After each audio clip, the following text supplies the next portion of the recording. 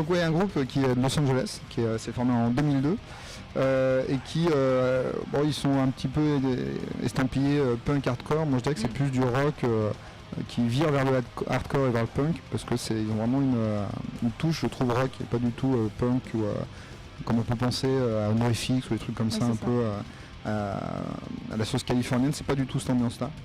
Et voilà, ils se sont formés. Alors, il y a plein de légendes sur leur formation. C'est ça qui est drôle avec ce groupe, c'est que soi-disant à leur premier concert, ils auraient déjà été repérés par un manager. Alors deuxième concert, il y a déjà un label qui veut les faire signer.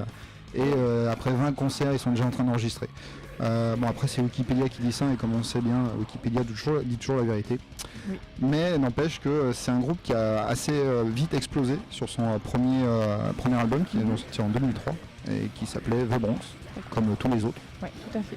Eux, ils ont été originaux jusqu'au bout. Tous les albums s'appellent du nom du groupe. Voilà. Ils se font pas chier. Voilà. Et puis moi, ce que j'aime bien dans ce groupe, en fait, c'est que c'est surtout un groupe qui est punk, mais dans l'esprit, en fait.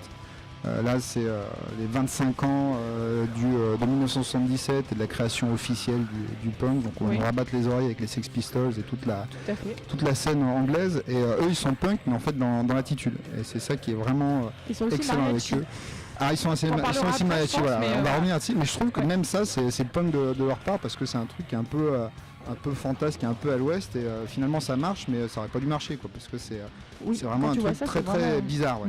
Et voilà, et j'ai eu la chance de les voir en concert. C'était un festival il y a 2 ans. D'accord. C'est un festival en Belgique qui s'appelle le Grosse Rock. Oui, effectivement. Qui est spécialisé punk hardcore. Voilà, c'est vraiment le Warped Tour européen.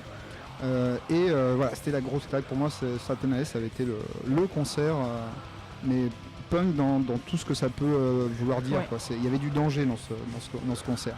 C'était n'importe quoi. Il y avait des lumières qui en foutaient plein les yeux. Les mecs devenaient fous, ils grimpaient sur les poteaux encouragés par le chanteur. Les mecs de la sécu devenaient fous parce que le chanteur faisait aussi n'importe quoi. Il a passé les 3/4 du concert dans la foule, à chanter, à faire chanter les gens, à se taper la tête avec le micro. C'est un truc énorme à voir. Et voilà, c'est vraiment ça. C'est l'idée de danger qui a un peu disparu dans pas mal de groupes où ils font leur truc, c'est punk, c'est métal, et finalement c'est ultra cadré. Et finalement, il y a plus ce sentiment de truc vivant où tout peut arriver. Et là, c'est ce sentiment-là, moi, que j'ai eu ce soir-là avec eux. Ouais. Et quand je vois, je crois qu'ils ont fait un clip, je sais plus lequel, mais où on voit un petit peu la vie en tournée, les concerts, et on voit que les mecs sont timbrés, quoi. Le chanteur, il a une gueule de bouboule, c'est un peu le bisounours, et sur scène, il est malade, quoi.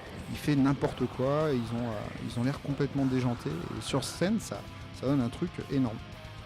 Après le son, on s'en fout finalement, parce que ça fait du bruit, ça tape très fort, et en concert, de toute façon en festival d'autant plus, on sait bien ce que ça donne. Exactement. Et là finalement ça participe à une espèce d'expérience où on s'en prend plein la gueule, et ça remonte le long de l'échine, et c'est énorme, quoi. Ça c'est bien pour la scène punk.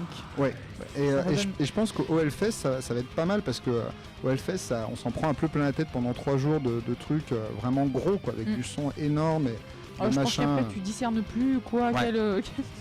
Et là après quand on va écouter, on va se dire il est complètement taré, mais ça fera la respiration peut-être du Hellfest avec d'autres trucs, parce que c'est différent, quoi. C'est pas la grosse machine avec un son énorme, c'est pas les grosses poses de barbares ou les grosses poses métal. Les mecs ils arrivent cool sur scène, c'est vraiment voilà, on a l'impression qu'ils sont sur une grosse scène, mais ils seraient dans un club, ça serait pareil, quoi. Ça serait la même chose. Ils arrivent les mains dans les poches, et c'est excellent. D'accord. Est-ce qu'on écoute un morceau? Oui, normalement c'est Heart Attack American, normalement du premier. On va mettre la 4. Très bien. Sinon c'était la 3, mais en fait on va peut-être. Finalement la 2 est bien, en fait. Mais finalement là. En fait on va garder la 1. En fait les chiffres on est fâchés ce soir. Ouais. Voilà, tu vas nous dire ce que c'est? C'est sur le premier album, c'est la première chanson, et ça dit tout en 30 secondes. Parfait.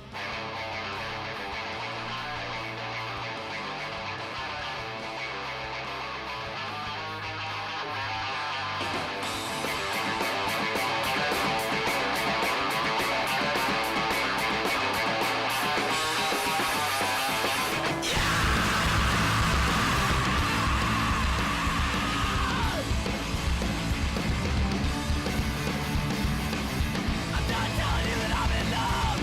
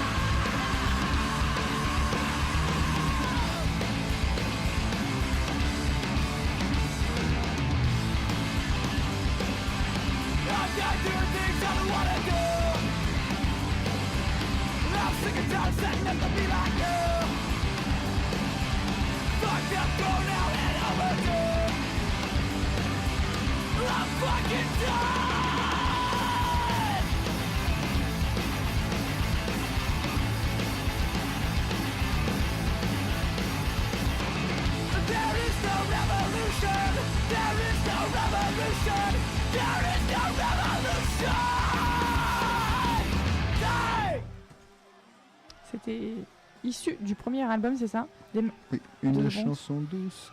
Ouais, c'était très... Comme tu dis, tout est résumé. Voilà, ouais. Et ce qui est énorme avec ce groupe, c'est qu'en plus de faire ça, ils ont 3 albums. Et à partir du 3e album qui est sorti en 2008, ils se sont dit on va faire un album de musique mariachi. La musique mariachi, c'est musique traditionnelle mexicaine qu'on voit dans les mariages en Californie, etc. C'est un peu ridicule, ils ont les costumes et tout. Et eux, en fait, ça c'est toujours la légende, hein, c'est soi-disant on leur a demandé de faire des titres en acoustique, et plutôt que de faire le titre en acoustique tout plan, en fait, ils ont repris des trucs style mariachi, parce que c'est un peu leur culture, ils sont de Los Angeles. Et ce qui est énorme surtout, c'est que c'est eux qui jouent des instruments traditionnels mariachi. Donc le bassiste prend la trompette, le batteur prend les percus type mariachi. Ils ont des guitares qui sont typiques, les petites guitares, les grosses basses, machin. Et ils ont pris en plus des mecs vraiment typés, des musiciens typés de cette musique, pour rendre le truc un petit peu plus épais, on va dire. Et je trouve qu'ils ont donné leurs pattes en chantant en anglais déjà. Ils n'ont pas joué la caricature. C'est vraiment l'hommage, quoi. Quand on lit un peu les interviews, en fait, c'est vraiment l'hommage à leur culture. Alors, ils sont pas du tout mexicains, mais ils sont californiens. Et bon, la Californie, c'est ça aussi. Et ils ne sont pas dit qu'ils allaient dénaturer leur punk en faisant une chose pareille. Mais je pense justement que c'est ça, cette attitude punk, c'est de faire ce qu'ils veulent, quoi. Ouais. Et ce qui se trouve là de drôle, c'est que maintenant, en fait, ils ont presque plus de succès avec leurs albums mariachi, puisque c'est le deuxième là qu'ils ont sorti récemment. Là, ils ont fait la première partie des Foo Fighters sur toute la tournée. Donc c'est le truc énorme, et ils sont sur les gros networks, vraiment ça marche. Et quand on écoute, finalement c'est très prenant. Il y a un peu, quand on regarde les paroles, il y a un peu, alors Nico va hurler, mais il y a un côté Bruce Springsteen pratiquement dans les sujets. Je suis fan de Springsteen. Je sais, c'est bien pour ça que tu vas aller, quand tu vas écouter le truc. Et c'est dans les paroles, c'est vraiment un peu désespéré, et le chanteur qui gueule comme un... Je vais pas dire de gros mots, mais voilà, on a bien compris. Là, il a une super voix, et on voit surtout que c'est des super musiciens, parce qu'ils s'adaptent, et ils ont vraiment repris les codes de cette musique pour en faire quelque chose de personnel, et qui, pour moi, s'écoute super bien. Je les ai aussi vus au Grosse Rock. Ils faisaient première, on écoute. Ils faisaient un premier set comme ça dans l'après-midi, et le deuxième set rock, quoi. Et le premier set, ils sont avec les costumes mariachi. Ils sont tout cool, avec la trompette qui joue faux, parce que le bassiste, je pense qu'il s'est mis à la trompette juste pour ça. Voilà. Il s'est amélioré quand même depuis, mais il y a un peu des fausses notes dans tous les sens. Et surtout, le chanteur, il a une super voix, je trouve. Il y a vraiment un truc, quoi. Ouais, ça c'est rigolo. Allez, on peut l'écouter un peu plus... Oui, mais je ne sais pas si nous allons nous retrouver après. Oh, crois-tu ? Il reste plus que 2 minutes, hélas. Eh bien, merci au General Cluster. Merci à vous. On vous retrouve sur votre site avec votre EP aussi qui est à vendre. Tout à fait. Voilà, on vous retrouve jeudi. Et puis sur le tremplin du Travailleur Alpin. Le 19. Voilà, exactement. Et merci beaucoup Erwan pour cette chronique que vous retrouverez sur notre site www.backandroll.com, filmée dès ce soir peut-être ou demain matin ou demain et puis soir. il y aura certainement une place aussi à gagner dans un concours. Donc on n'a pas mis donné la question et donc il faudra aller sur le site pour la voir. Tout à fait, ça ce sera pour l'Extra Ball le 28 avril à l'Empérage. Merci beaucoup à vous. Merci et bonne fin de soirée. It keeps me crying all night to you.